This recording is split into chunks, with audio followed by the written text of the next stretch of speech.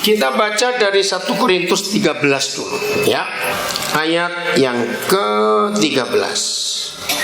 Maaf, tidak ada di layar. 1 Korintus 13 ayat yang ke-13. Udah? Ayo kita baca sama-sama. 1, 2, 3. Demikianlah tinggal ketiga hal ini, yaitu apa? 1, iman. 2, pengharapan. 3, kasih. Dan yang paling besar di antara ketiganya ialah kasih. Pinter semua, tahu semua. Tapi hari ini, kenapa Bu Grace? Agape gitu loh. Ya. Kasih yang paling besar di antara semuanya. Banyak orang tahu kata kasih. Banyak orang kalau diberi sesuatu balasnya apa? Terima kasih. Banyak orang merindukan kasih. Banyak orang bicara tentang kasih. Natal adalah bukti dari kasih itu. Kasihnya siapa kepada siapa?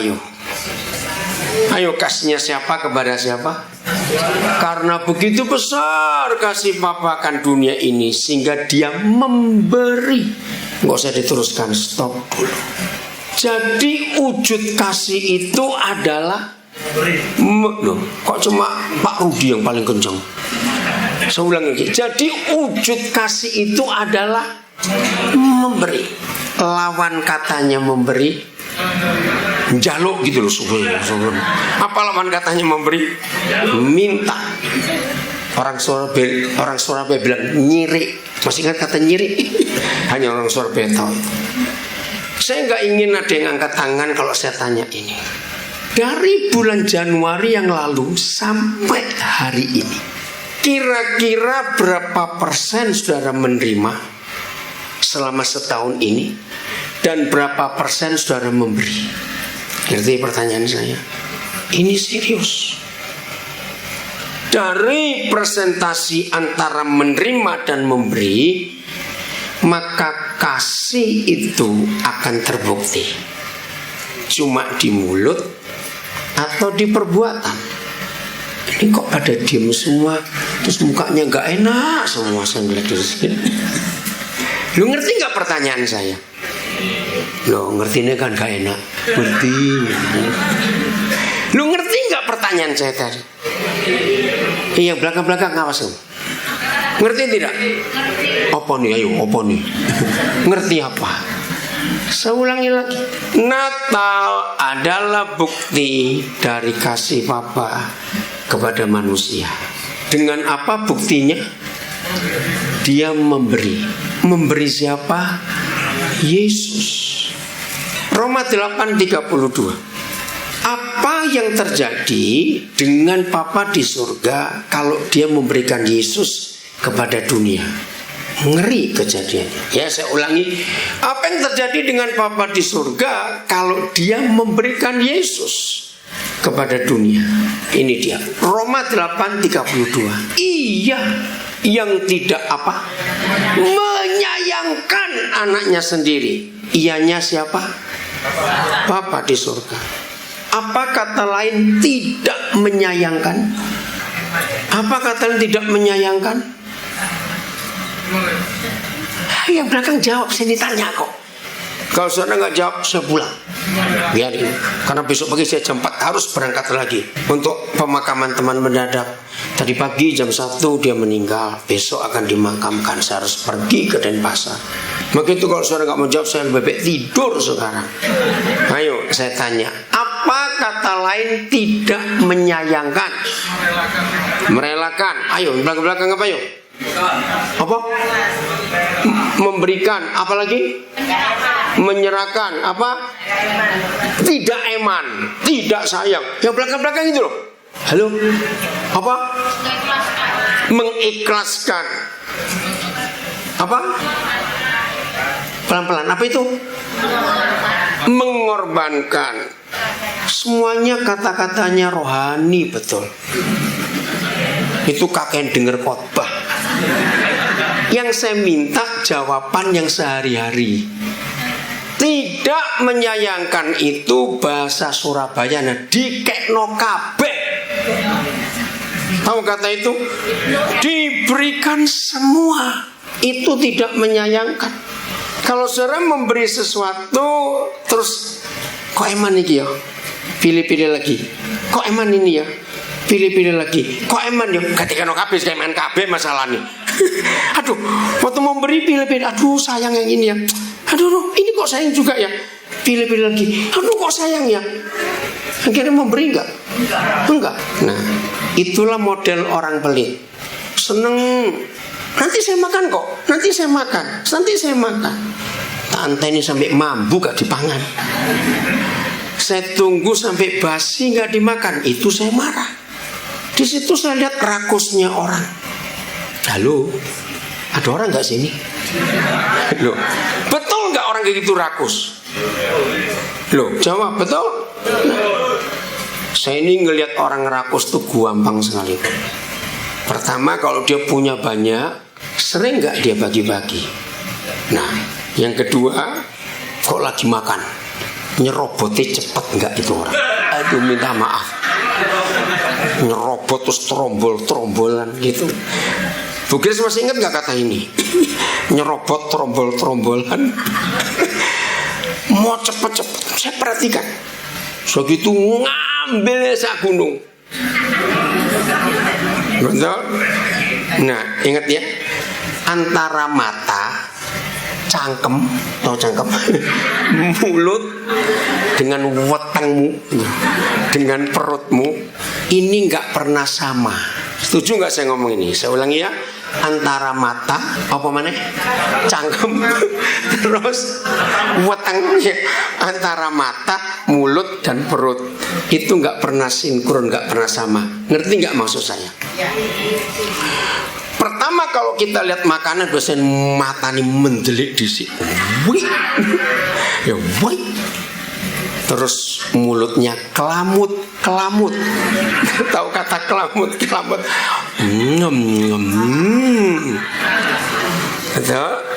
Nah, ketika matanya mendelik melihat makanan yang wah, terus mulutnya nyam begitu, pasti ngambilnya banyak. Begitu dimplok, nggak cocok. Mata melihat bagus, tapi lidah nggak cocok. Ini orang yang nggak pernah berbagi. Akhirnya dia buang. Apalagi mata bilang bagus, mulut merasa enak, belum tentu perut terima. Betul, belum tentu perut terima. Coba baca berita hari ini, ada berapa orang meninggal di Cirebon gara-gara makan kerang keracunan. Kasihan, ada satu anak umur 2 tahun kemarin ya, meninggal. Dikasih kerang gratis itu di laut pantai ya. Dapat kerang hijau berapa kantong dibagi. Woi, keracunan satu kampung. Berapa orang meninggal. Nah, perutnya belum tentu cocok. Kalau mata berkata enak, maka itu supaya nggak dikenal rakus, ambil dikit dulu, inci pono disik. Setuju? Cicipi dulu. Kalau yang cocok enak balik omane. Tapi dasar rakus mikiri wedintek. Nah itu loh. Aduh, sudah payah betul. Karena orang itu rakus, takut habis. Untung Tuhan gak kayak saya. Kalau Tuhan kayak saya, orang-orang gitu itu tak dadekno kucing kabeh. Saya jadikan kucing semua. Ngerti gak maksud ini? Itu baru hal makanan. Belum hal yang lain-lain. Maaf saya ngomong, siapa yang sering dapat apa itu pemberian, cepat ini ambil. Entah itu sepatu, entah itu tas, entah itu baju, entah itu apa saja barang-barang.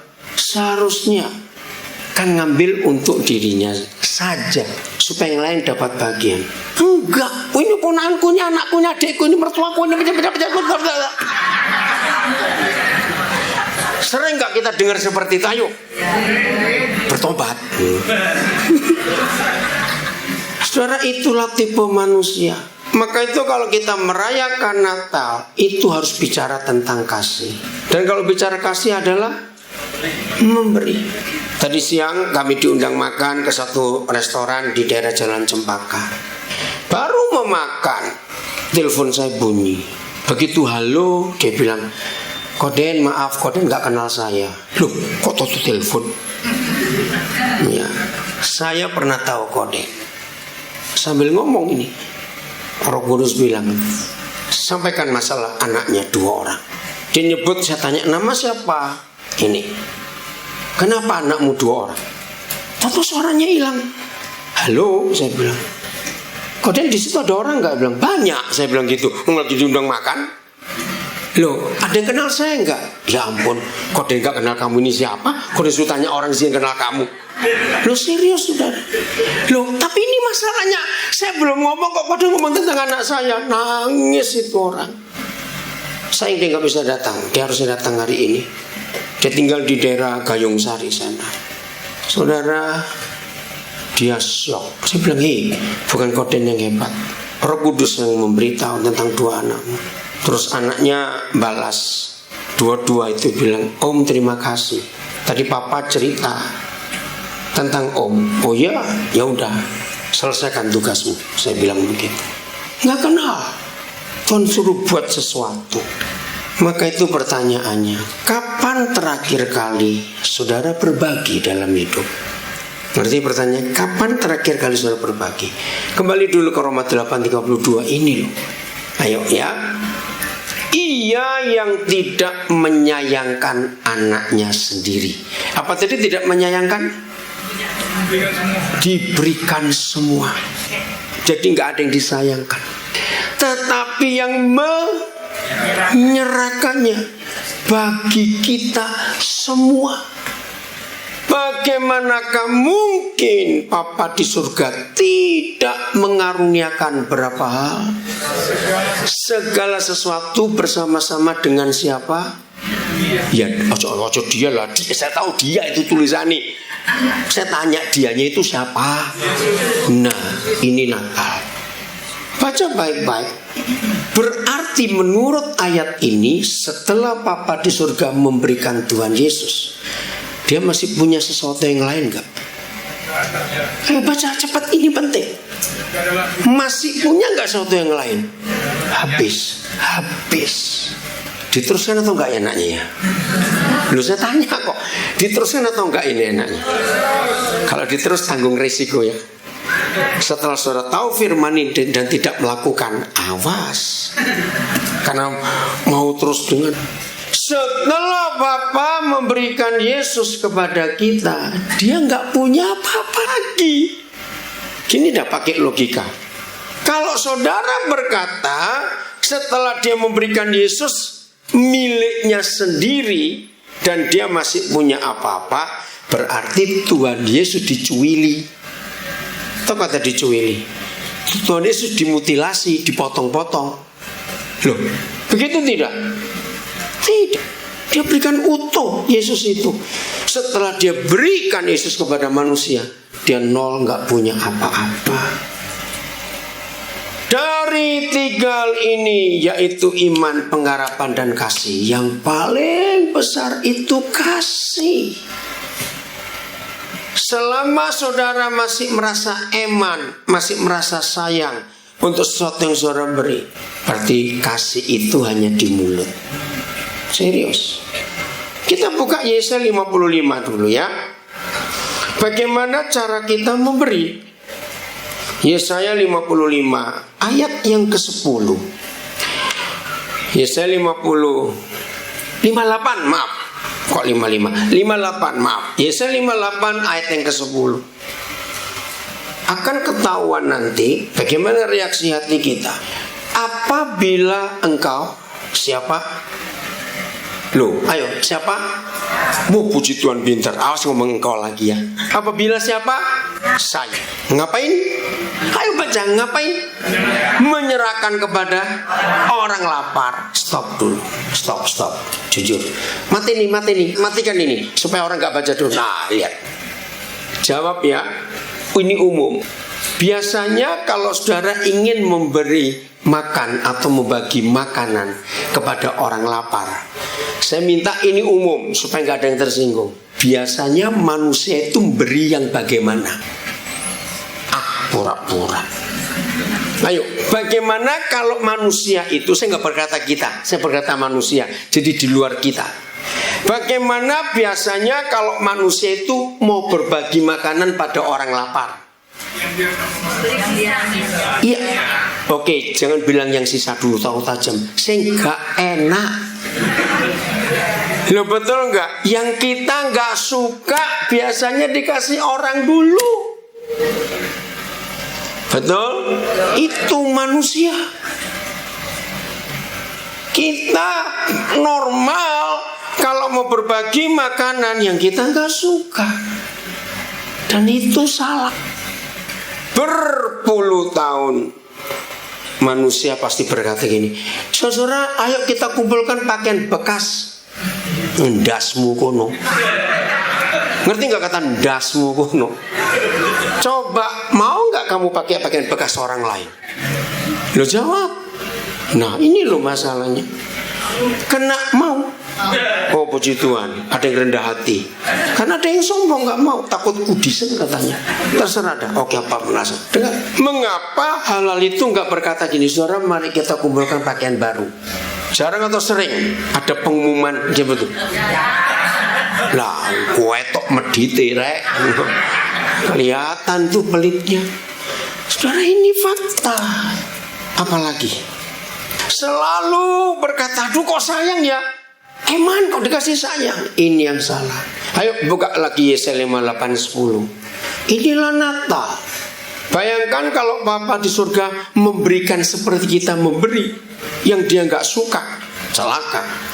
Apabila saya ganti ya, menyerahkan apa kepada orang lapar, apa yang saya inginkan sendiri. Hebat nggak hukum ini, saudara? Ini luar biasa.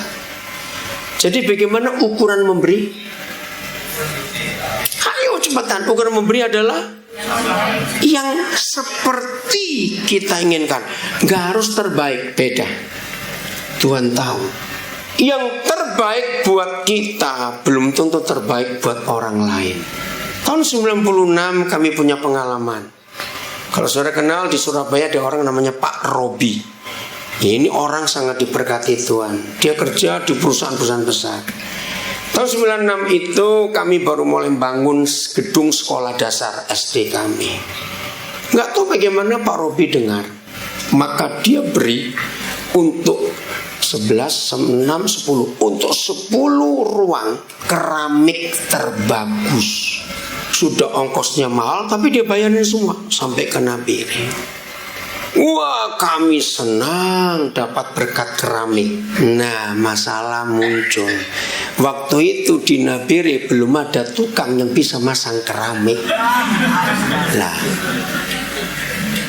belum ada tahun 96 itu. Dia masih lantai biasa lah. Waduh, kami jadi repot. Nah, ini salah yang memberi atau salah yang minta? Saya nggak tahu juga.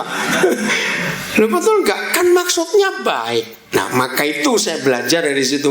Yang terbaik buat kita belum tentu cocok untuk orang lain. Akhirnya Tuhan tolong harus impor tukang dari Jawa. Namanya Pak Yanto. Saya nggak kenal. Kami datangkan dari Jawa. Itu jadi sekolah terbaik pertama 96 yang pakai lantai keramik. Sampai hari ini Pak Yanto nggak pulang-pulang, jadi orang kaya di Nabire. Waktu itu langsung kantor bupati di keramik juga. Karena selama itu bupati juga bingung, siapa yang bisa bawa masang keramik yang bagus ini. Dari kantor bupati, wah sudah sampai sekarang dia sudah punya berapa rumah di Nabire. Gara-gara keramik itu tadi. Maka itu ukuran yang Tuhan beri bukan yang terbaik, tapi yang kita suka. Baca lagi ya kembali. Yesaya itu. Nah, apa yang kita suka? Saya ulangi, apabila saya menyerahkan kepada orang lapar, apa yang saya inginkan sendiri, itu baru berkenan kepada Tuhan. Jadi jangan memberi Saudara dengarkan. Kapan terakhir kita melakukan Yesaya 58 ayat 10? Kapan? Ini penting untuk hidup kita. Terus, dan memuaskan hati orang yang tertindas. Memuaskan hati orang yang tertindas. Dampaknya apa? Baca sama-sama. 1, 2, 3. Maka dan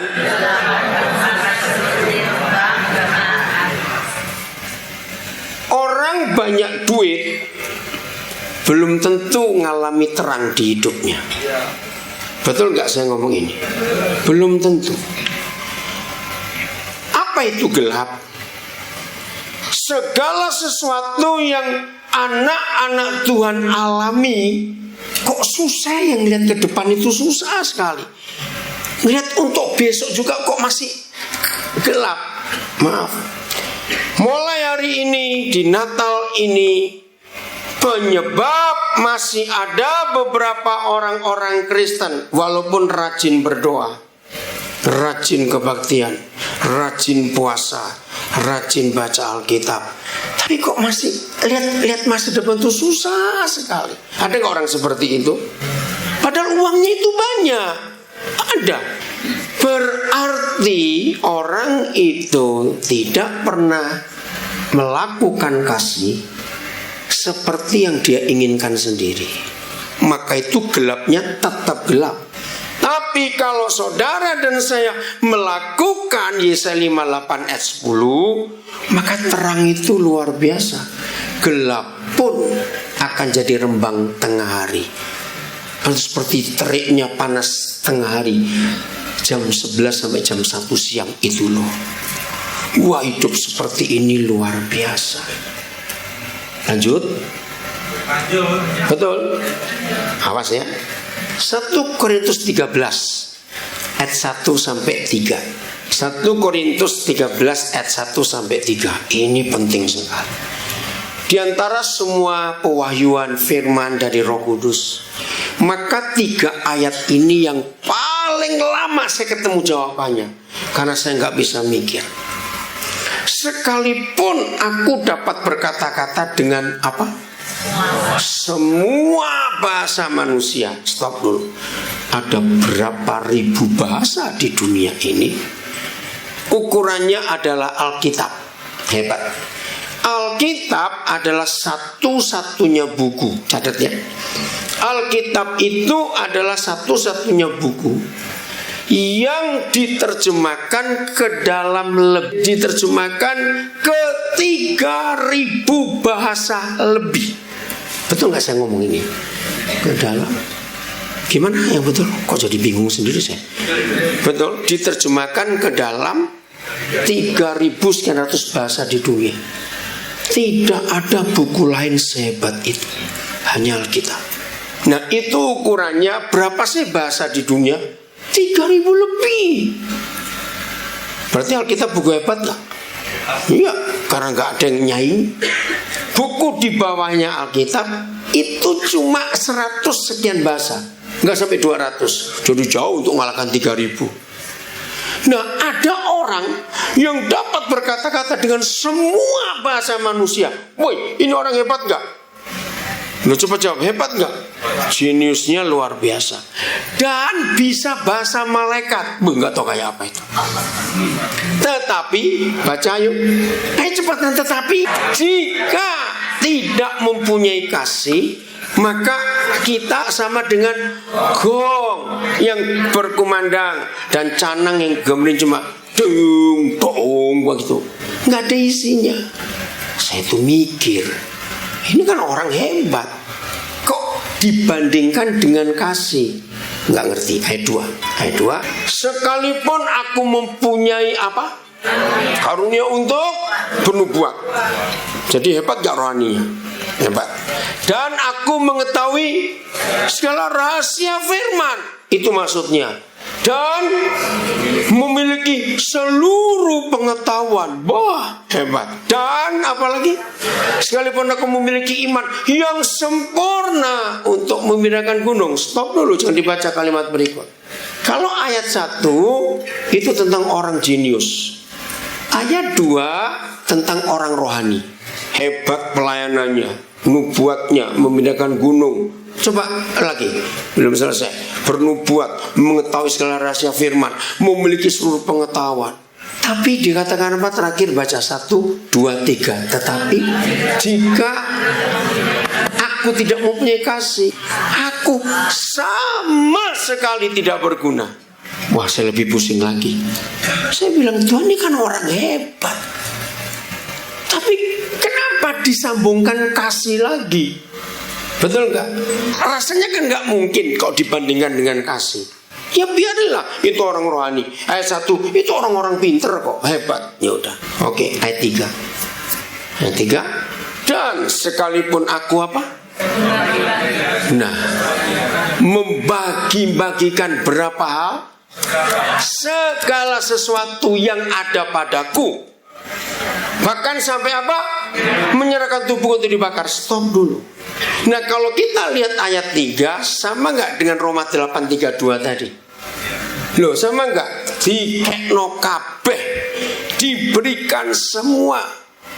Coba ayat 3 lagi ya. Dan sekalipun aku mau bagi-bagikan segala sesuatu yang ada padaku, bahkan menyerahkan tubuhku untuk dibakar, tetapi apa? Jika aku tidak mempunyai kasih, terus sedikit pun gak ada faedahnya bagiku. Saya cari buku-buku tafsiran Alkitab, nggak ketemu. Saya tanya teman-teman saya pendeta-pendeta yang waktu itu lebih senior dari saya, nggak ketemu jawabannya, malah membingungkan. Pelan-pelan ya. Ayat 1 bicara tentang orang jenius, pinter. Ayat 2 tentang orang rohani, hebat. Ayat 3 tentang orang yang murah hati. Nah, itu yang jadi pertanyaan saya. Saya nggak tahu saudara bertanya nggak dengan ayat itu. Saya bilang, Papa, kalau sampai ada orang bisa bagi-bagi segala sesuatu, bukan, coba ayat 3 lagi, bukan bagi sesuatu loh, bagi berapa hal? Segala sesuatu yang ada pada orang itu. Loh, logikanya, masa sih nggak punya kasih orang seperti ini? Nah, kalau saudara jawabnya bagaimana? Saya jawab, pasti punya kasih dong. Loh, jawabnya atau tidak? Tapi mengapa Papa berkata ada orang yang bisa membagi-bagikan segala sesuatu tapi tetap gak punya kasih? Pusing saya. Sampai suatu hari saya menemukan jawaban ini. Ayat 1, ayat 2, ayat 3 itu terjadinya di luar rumah orang itu. Banyak nggak orang bisa bagi-bagi sesuatu supaya dilihat orang? Loh, banyak tidak? Banyak. Ternyata bukan itu yang Tuhan tanya. Di rumahmu bagaimana? Banyak nggak ada anak-anak berkata begini, Papa ini loh, kalau dengan orang luar kok baik benar, dengan kami kok tidak. Pernah ada orang ngomong seperti itu? Pernah nggak ada istri ngeluh pada suaminya, kamu itu kalau temanmu minta tolong cepat, tapi kalau anak-anakmu perlu alasannya banyak? Jawab, ada tidak? Nah, itu dia jawabannya. Bagaimana dari rumah kita sendiri? Ada kasih tidak? Ada nggak sampai hari ini suami istri saling pelit? Lu ngerti nggak pertanyaannya? Nah, jawab, ada tidak? Ada. Banyak, betul. Loh, wong suami istri loh, kok hitung-hitungan? Ada tidak? Saya tanya kok. Banyak. Di sini nggak ada. Di Makam Pahlawan depan Juru ada. Ternyata banyak suami istri pun nggak saling mengasihi dalam hal berbagi. Ada suami istri kalau pas wayai ngetokno duit, pura-pura petengi loro. Maaf, betul kan? Ada suami istri pas kalau harus bayar sesuatu, pura-pura perutnya sakit. Awas kamu, saudara.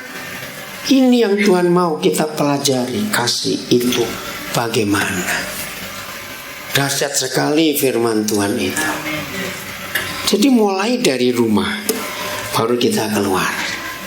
Bagaimana kita dengan keluarga kita. Ayo akhir tahun adakan pemberesan, adakan pemulihan, adakan. Tadi sore saya dipaksa oleh suami istri yang sedang bermasalah. Padahal saya capek sekali. Akhirnya ya udah, mereka ngejar saya ke tempat kami nginap. Tadinya si istri mau bicara sendiri, bilang enggak. Kalau masalah suami istri harus bicara dua-duanya. Waduh jangan, nanti dia pasti marah kalau saya cerita. Sekarang percuma. Kalau ibu cerita kepada saya saja, suami nggak dengar, terus gimana penyelesaiannya? Saya yakinkan akhirnya mau. Suaminya suruh keluar dulu. Akhirnya suami dipanggil. Kami duduk bertiga, bicara semua. Itu ternyata masalahnya sepele. Hitung-hitungan. Nah yang lebih celaka lagi, ngitung sejak menikah dulu. Ngitung ini pemberian orang tua, pemberian teman, emas, uang. Ya ampun, ternyata ada. Oh banyak juga, puji Tuhan, ngaku semua. Terus saya tanya sambil guyon, jadi kalian masing-masing masih punya catatannya? Masih? Ya ampun. Kalian sudah menikah berapa tahun? 11 tahun. Ini lebih lama lagi. Jadi catatan 11 tahun lalu masih ada. Iya, keluarganya dia pernah janji untuk bayar restorannya sekian. Hah? 11 tahun yang lalu dipanggil jadi taek kabeh. Maaf saya ngomong. Loh betul enggak? Yang dimakan sudah jadi tai semua, kok dihitung lagi. Aduh ini. Saudara bayangkan. Lah terus namanya suami istri. Apa bedanya dengan rentenir? Nggak lucu dong. Suami ngutangi istri, istri ngutangi suami. Terus pakai bunga lagi, tak kaplokon gitu aja sudah. Terlalu betul itu saudara. Ini yang jadi celaka. Maka itu kalau di rumah sendiri sudah medit-dit, wih, apa itu medit-dit? Pelitnya, bagaimana di luar bisa mengasihi orang lain? Gak bisa. Mau berubah mulai hari ini? Sungguh. Ada di sini suami istri masih hitung-hitungan. Catatannya ada semua. Tahun 91 keluar duit berapa, bulan ini keluar berapa. Ya, suami istri pada. Maaf, harus berubah. Jadi kasih itu apa? Memberi. Mulai dari rumah dulu, baru kita keluar. Ini kebenaran yang luar biasa yang kita harus ngerti. Itulah arti Natal yang sesungguhnya dalam hidup ini. Supaya Tuhan dipermuliakan, melihat orang banyak di sekitar kita. Amin. Mau saling mengampuni dari dalam dulu. Gak boleh ingat-ingat yang dulu. Oke. Saya nyimpang sedikit, nanti balik soal kasih. Menurut saudara, masalah itu perlu diselesaikan atau tidak? Tidak. Nah kaget toh. Kok tidak? Dengerin. Kalau masalah diselesaikan, itu berarti setelah itu gak ada masalah lagi. Padahal ono terus toh. Karena ada terus, gak usah diselesaikan. Lalu diapakan? Hadapi saja.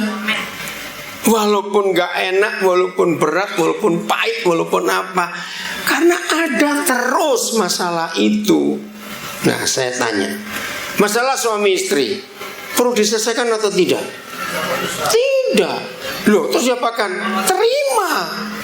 Sampai kapanpun juga kita akan pasti bisa salah. Sampai kapanpun juga pasangan kita tetap akan bisa salah. Amin. Nah kalau kita menyelesaikan berarti kita nggak ingin bermasalah. Bisa nggak hidup tanpa masalah? Lo jawab, nggak bisa. Maka itu terima. lebih kurang kelemahan kelebihannya, terima, jangan dijadikan masalah. Begitulah manusia. Amin. Oh, ada yang senyum-senyum itu loh.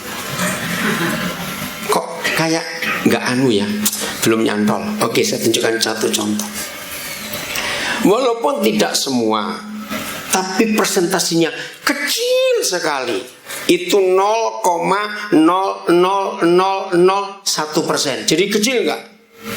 Gini, maaf ya, maaf. Nggak boleh tolak-tolak, lihat ke depan semua, awas. Mama mertua dengan menantu perempuan, itu kemungkinan tidak bermasalah, itu kecil atau besar? Kecil, suara siapa tadi itu?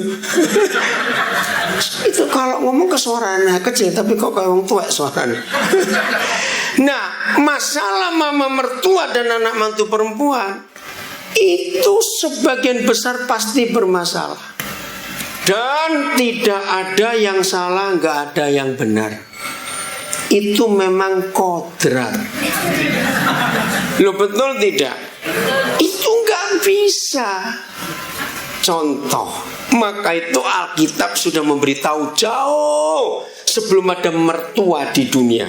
Coba kalau nggak percaya, Kejadian 2:24. Dikandani kok guyu ah.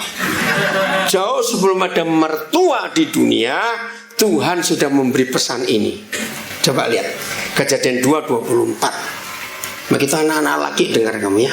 Sebab itu siapa? Hai baca. Siapa? Seorang laki-laki akan apa? Meninggalkan ayahnya dan ibunya dan bersatu dengan istrinya, sehingga keduanya menjadi. Nah, firman ini Tuhan beri untuk menghindari siapa? Mama mertua. Loh, betul tidak? Loh, jawab iya atau tidak? Diajak ngomong guyu tok gak jawab, awas kamu. Nah, bayangkan waktu Yahweh Tuhan berfirman ini kepada siapa? Adam dan Hawa. Mereka punya mertua enggak? Enggak punya. Nah, kenapa yang enggak punya mertua? Kok difirmankan begitu? Ternyata itu untuk setelah Adam, termasuk kita. Jadi anak laki-laki harus meninggalkan ayah dan ibunya, bersatu dengan istrinya, supaya istrinya nggak kumpul mamamu. Nggak boleh, itu nggak boleh. Maka itu menurut firman ini, pertanyaan saya lagi ya, kalau begitu persoalan mama mertua dan anak mantu perempuan perlu diselesaikan atau tidak? Wih, pinter kabeh saiki wisan. Enggak perlu. Dapur satu ada 2 koki. Ayo jawaban, jadi apa itu? Nah, sebab koki 1 mama mertua, koki 2 anak mantu perempuan, kan beda seleranya dan beda cara masaknya.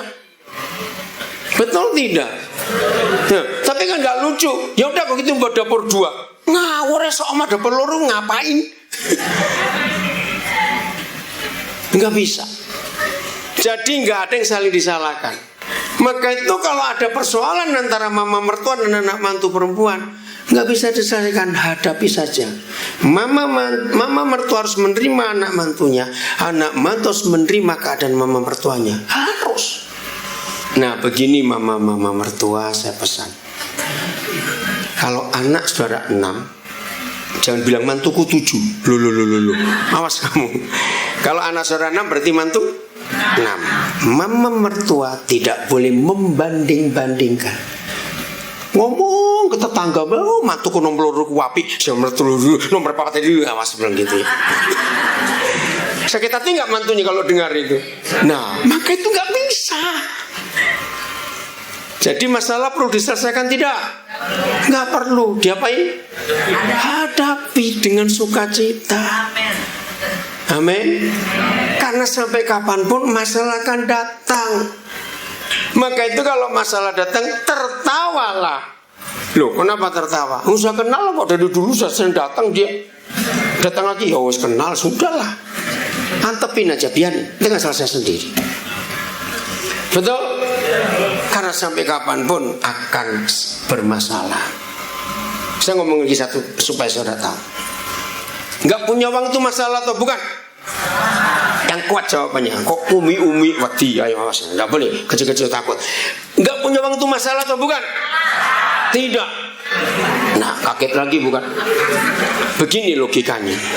Kalau saudara berkata nggak punya uang itu masalah, berarti di benak saudara ada konsep orang kaya nggak punya masalah karena banyak uangnya.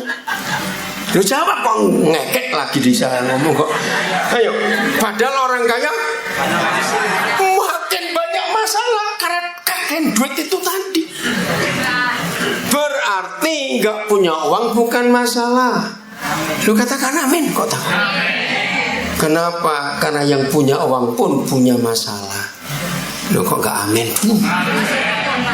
Apa? Bingung. Lu kok bingung? Jadi apa? Kau bingung saya terangkan pelan-pelan. Ayo, ya udah saya jadikan suara anak TK semua. Orang bilang nggak punya uang itu masalah. Berarti menurut orang yang berkata nggak punya uang itu masalah, berarti orang yang banyak uangnya nggak punya masalah. Lu kan begitu logikanya. Cepat yang bingung-bingung tadi jawab. Loh, masih bingung juga. Wes mulia wes gak ngerti aku ngomong-ngomong aneh. Uang ele diajak ngomong kok. Saya ulangi lagi. Yang bilang gak punya uang itu masalah, itu berarti orang yang punya banyak uang gak punya masalah. Lu ya atau tidak? Ya. Karena tadi bilang gak punya uang itu masalah. Padahal orang banyak uang, orang kaya punya masalah. Jadi masalahnya di mana? Masalahnya pada pelitmu itu tadi. Lo serius? Kenapa orang kaya kata Yesus susah masuk surga atau tidak? Nah, kenapa? Karena pelit. Kalau nggak pelit masuk kaya nggak mungkin. Hebat Tuhan Yesus itu. Jadi masalahnya bukan pada uang, pada hati kita. Amin. Pada hati kita ini. Kalau uang itu segala-galanya, maka akan jadi masalah walaupun punya uang banyak. Tapi kalau Yesus Tuhan segala-galanya, nggak ada masalah dua-duanya. Amin. Nggak punya uang nggak masalah, punya uang banyak juga nggak masalah. Amin. Karena Yesus segala-galanya. Oke. Ada papa mama bingung, anaknya kok nggak kawin-kawin. Betul. Terus peseni tolonglah carikan jodoh, tolong carikan jodoh. Saya tanya kepada saudara, papa mama yang punya mantu punya masalah tidak? Lah terus diopor loh, betul nggak? Maka itu manusia itu repot kok saudara. Loh, ngerti nggak maksud saya tadi?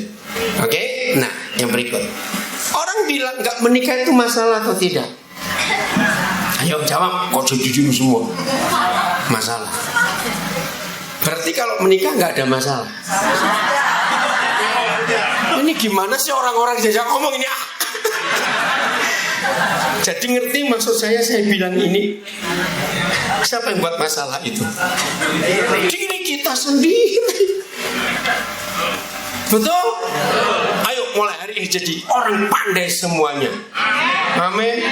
Maka itu jangan ributin masalah, akan tetap ada. Ngerti ya? Ini kebenaran yang kita harus pegang dalam hidup kita. Saya ulangi lagi. Jadi nggak punya uang itu masalah atau bukan? Woi, pintar semua. Berarti orang kaya punya masalah tidak? Ya wis mikro dewi sudah. Anak nggak kawin-kawin masalah tidak? Tidak. Karena punya mantu masalah juga. Lo jawab iya atau tidak? Apalagi kalau anak mama yang anak mbok-mboken itu, jangan dikawinkan. Anak mama nggak bisa dikawinkan. Nanti mantunya cepat mati karena direcoki mama mertuanya terus. Oke? Menikah, enggak menikah masalah tidak? Pintar semuanya tidak. Karena orang menikah juga malah banyak masalah. Hebat hidup ini saudara. Maka itu kalau kita tinggal dalam kasih itu, semuanya selesai. kasih itu jawabannya. Nggak punya uang, asal punya kasih, tetap bisa menghibur orang. Betul? Tapi kalau punya uang cuma hibur tok, kena duitmu, enak aja. Ngerti? Jadi kalau saudara punya uang, jangan cuma memberikan kasih. Tuhan sayang kamu kok, jangan takut. Awas kamu begitu. Jadi kalau punya uang, ya berbagi. Itu untuk yang nggak punya uang. Oke? Nah, kalau gitu untuk yang pelit, enak punya uang atau tidak? Loh, ditanya kok dia aja. Kalau gitu untuk yang pelit enak punya uang atau tidak? Nah, untuk yang pelit jawabnya enak nggak punya duit supaya nggak ngasih apa-apa. Saya ngomong dasmu ngono. Maaf, saya ngomong ini nggak ada bahasa Indonesianya. Sampai saya coba cari dasmu toh. Memang kepalamu kan nggak enak ngomong. Ngerti ya? Jadi hiduplah dalam kasih. Itulah Natal yang sesungguhnya. Kasih itu segala-galanya. Kalau kita hidup dalam kasih, menurut 1 Yohanes pasal 4, kasih itu mengalahkan ketakutan. Nah, ini rahasianya. Betul? Kasih itu mengalahkan ketakutan. Coba kita lihat. Kok jadi lali aku ya? Dia.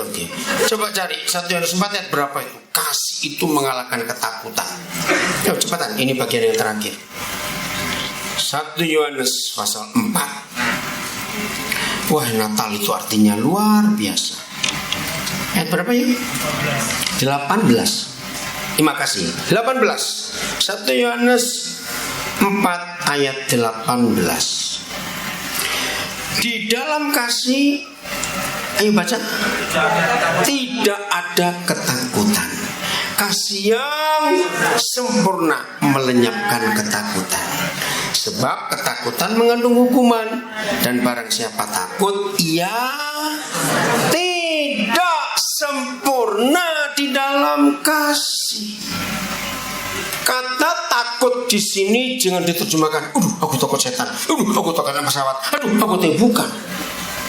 Takut memberi itu ketakutan enggak? Loh ya tak? Kenapa ada orang takut memberi?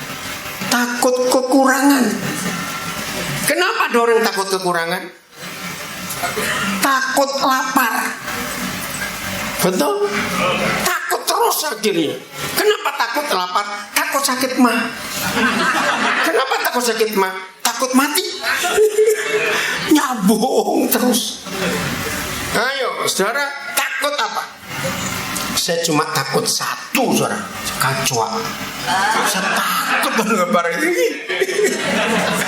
Tapi saya tahu itu nggak dosa. Nah, apa yang saudara takuti sekarang? Orang takut memberi karena takut kekurangan, itu salah.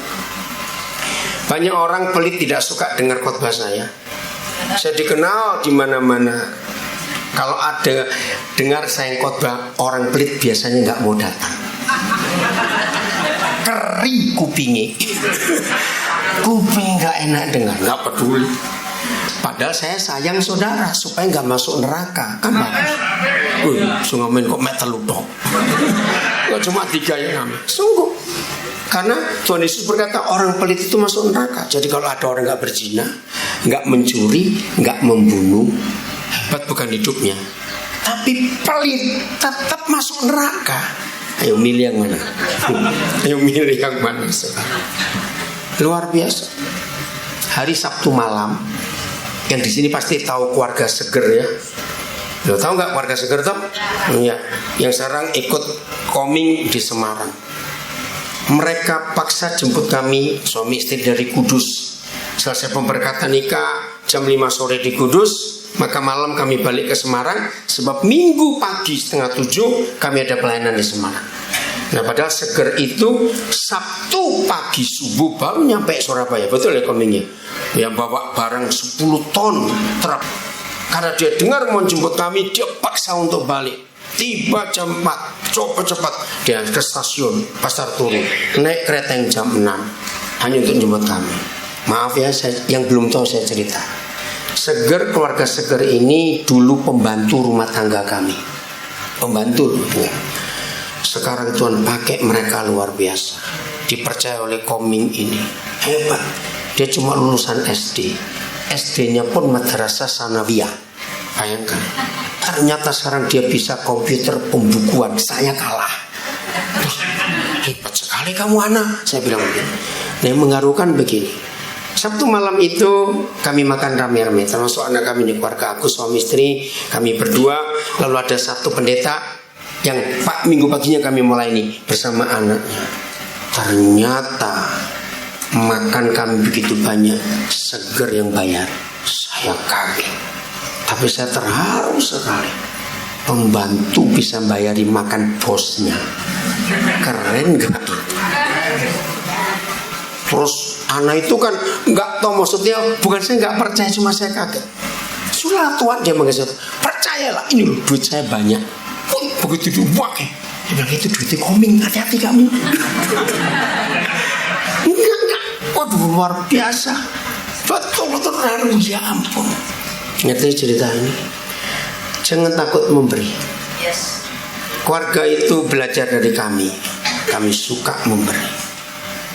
Saudara, dunia membutuhkan kasih. Amin. Dunia membutuhkan kasih. Oke. Jadi di dalam kasih ada apa? Enggak ada ketakutan. Ada kemerdekaan.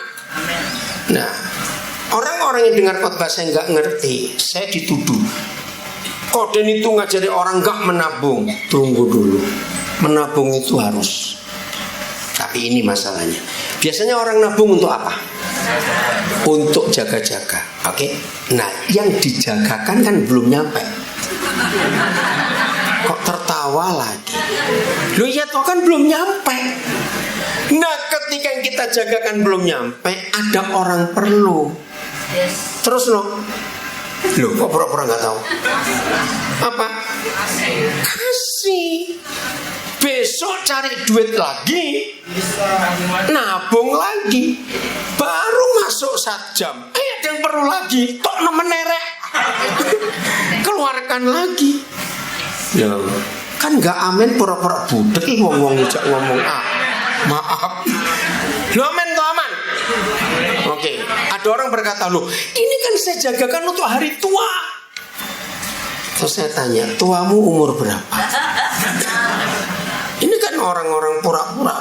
Rata-rata orang yang takut tua, apalagi perempuan-perempuan. Wih, paling takut tua. Betul. Terus didempul sampai tidak karu-karuan dempulannya. Maaf. Jadi ketika tuanya belum datang, yang nabung untuk hari tua itu ya, maka kalau ada orang perlu, kasih. Itu Natal. Halo, kok kayak nggak ada orang sih? Kan tadi saya sudah tanya, mau diteruskan tidak? Makin lama kan makin nggak enak. Kok ada nih kok nggak. Maka itu saya tanya, ini mau berbagi nggak? Harus berani. Barabes sesuatu. Amsal 3. Inilah Natal, inilah kasih. Ayat 27-28. Amsal 3, 27-28. Judulnya apa? Perikopnya menarik sekali. Cepetan, baca di Alkitab saudara. Di layar nggak ada. Judulnya apa? Amsal 3, 27. Anjuran untuk berbuat baik. Wah, yang kencang. 1, 2, 3. Nah, anjuran untuk berbagi kasih. Oke. Apa kata lain anjuran? Apa? Saran, bukan dikongkon rek. Saran. Tahu dikongkon? Diperintah. Bukan saran. Salah kalau saran. Saran itu bisa ditawar. Kalau perintah nggak bisa ditawar. Ini perintah. Perintah untuk berbagi kasih. Penginjilan perintah. Oke, lihat ayat 27. Ayo, mana ayatnya?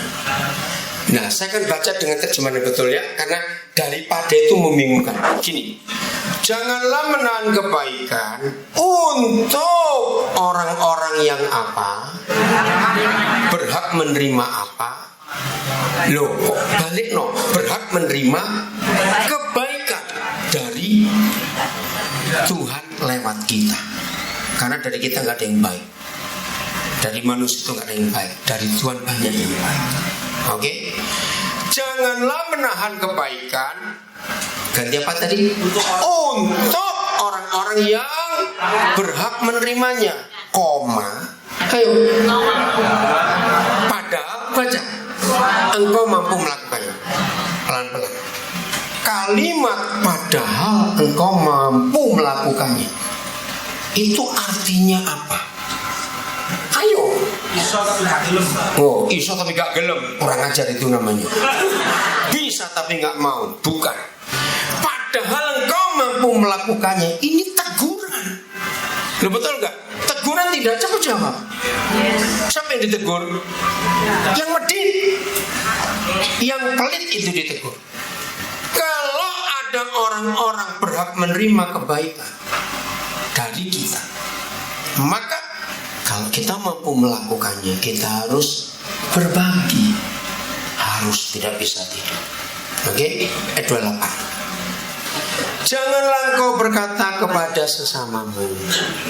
Nah, sebentar, jangan dibaca. Kalimat ini kalau ngomong halus atau bentak-bentak. Ngusir halus toh. Pergilah dan kembalilah, besok akan kuberi. Stop. Artinya apa kalimat ini? Bohong. Kenapa bohong? Karena kalimat terakhir. Sedangkan yang diminta ada pada kita. Apalagi kalau pakai besoknya orang Jawa. Ngerti nggak besoknya orang Jawa? Panjang besok-besok. Mati itu orang. Saudara, ayo kita bertobat. Natal itu waktunya berbagi. Amin. Berbaginya apa? Kasih. Berbagi. Ini yang kita harus tahu, supaya dunia mengenal kasih Yesus.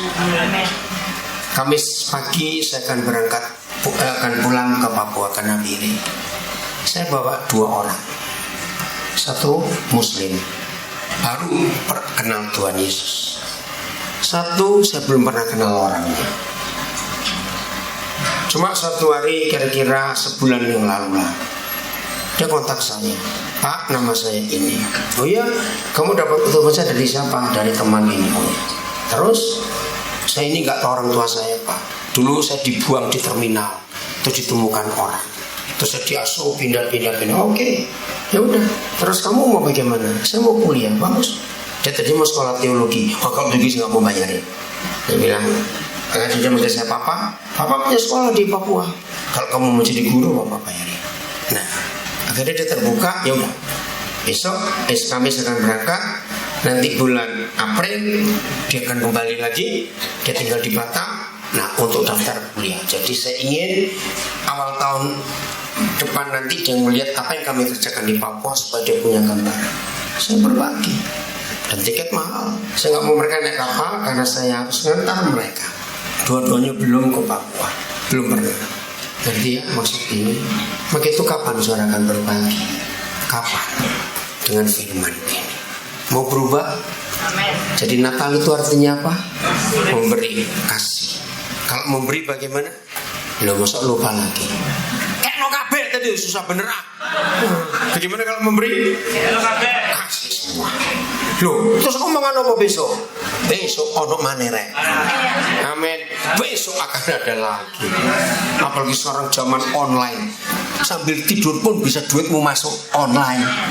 Oh, enggak amin lagi. Nah itu. Betul? Jadi nggak usah takut kekurangan dalam hidup ini. Ayo kita berbagi. Ayat terakhir.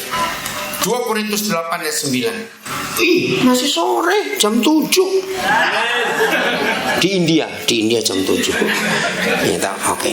Pakai jam India supaya nggak kesusu pulang. 2 Korintus 8 ayat 9. Setelah ini Ibu Grace Simon akan nyanyi lagi. Ingat tahun 80-an Kami jalan ke desa-desa di Jawa Timur, ingat ya Bu Grace ya, sama Yonas, sama Melki, sama Pak Ade waktu itu. Ayo mana 2 Korintus 8:9. Ayo kita baca sama-sama ya. 1, 2, 3. Karena kamu telah mengenal apa kasih karunia Tuhan kita Yesus Kristus, bahwa Ia yang oleh karena kita menjadi miskin sekalipun Ia kaya. Stop dulu. Kenapa orang kaya jadi miskin? Loh kok angel? Ini ayatnya tadi loh. Karena memberikan semua, nggak ada sisa. Tapi karena Ia Tuhan, nggak lama kaya lagi. Loh kok cuma Bu Grace yang ngamen? Betul? Loh belum selesai mana ayatnya? Saya ulang ya. Karena kamu telah mengenal kasih karunia Tuhan kita Yesus Kristus, bahwa Yesus Kristus yang tadinya kaya menjadi miskin gara-gara kita, supaya kita menjadi kaya oleh kemiskinannya. Artinya seperti Bapa di surga memberikan semua yang Dia punya, yaitu Yesus. Ternyata Tuhan Yesus pun buat yang sama waktu ketemu kita fakir miskin ini. Wih, ada tersinggung itu. Enak aja pendeta satu ngomong aku fakir miskin. Nah yang tersinggung pasti orang kaya, yang miskin pasti nggak tersinggung. Miskin kok betul? Sadar nggak bahwa kita ini semua fakir miskin? Dalam hal apa? Bukan lahirmu double jetrek. Betul, waktu lahir kita telanjang bulat nggak? Artinya apa itu? Miskin. Maka itu seharusnya lucu kalau ada orang Kristen takut miskin, lupa asalnya. Oh nggak amin lagi. Betul. Kita tuh nggak perlu takut miskin, dari awalnya sudah miskin. Biasanya takut miskin orang kaya atau orang miskin? Juga lucu nih orang miskin takut miskin, lu ngawur itu maaf. Iya toh, orang kaya yang takut miskin, padahal si kaya juga dulunya miskin, cuma lali, cuma lupa. Nah ini yang diajarkan Tuhan Yesus kepada kita, berani berbagi sampai miskin. Jangan takut miskin, sebab kita bersatu dengan Dia. Nggak lama kita akan kaya lagi. No, nek denger kaya amin, tadi cok ngomong amin amin. Ancene kok arek-arek ini. Yesus itu Tuhan. Begitu Dia memberi sampai miskin, Dia nggak takut. Begitu pula kita, jangan takut. Amin. Natal jadi penuh arti kalau kita berani berbagi. Amin. Tuhan memberkati kita semuanya.